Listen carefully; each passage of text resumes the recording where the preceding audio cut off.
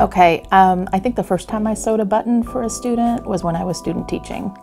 And I had someone observing from the university, and I had a classroom full of 5th graders. One student had just been told she was being retained, and so she was crying, and another student popped a button and he had to have it added right now. It couldn't be put on when he got home, and 15 million other things. And I took out a needle and thread and sewed the button while I continued teaching about the 13 colonies.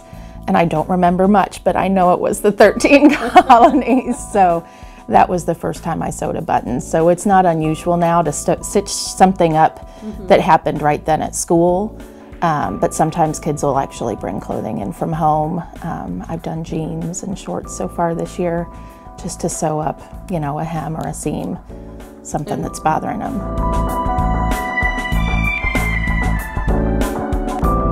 Even older kids need help with things like their hair or getting access to hygiene products to be able to take care of their hair. Sometimes they want to, they just don't have time because they're responsible for other people when they're at home, so they don't get to take care of themselves.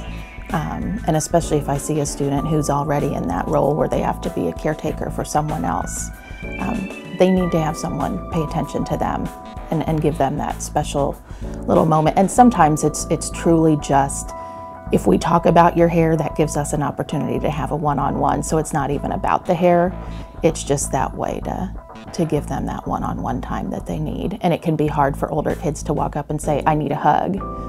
But it's a way to get that kind of close attention that gives them that without having to just say, I need a hug.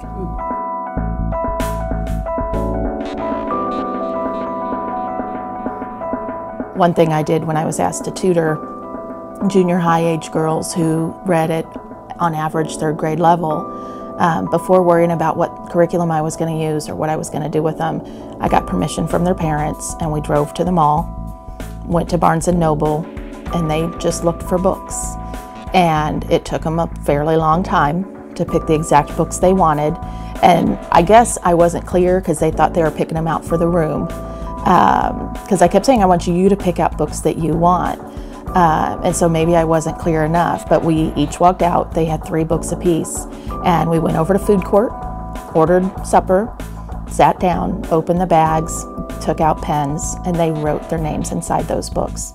And the conversations that they had, they never owned a book. They never had a book that was their own. A lot of us take for granted that books were read to us when we were little, and we take for granted that we read books to our children.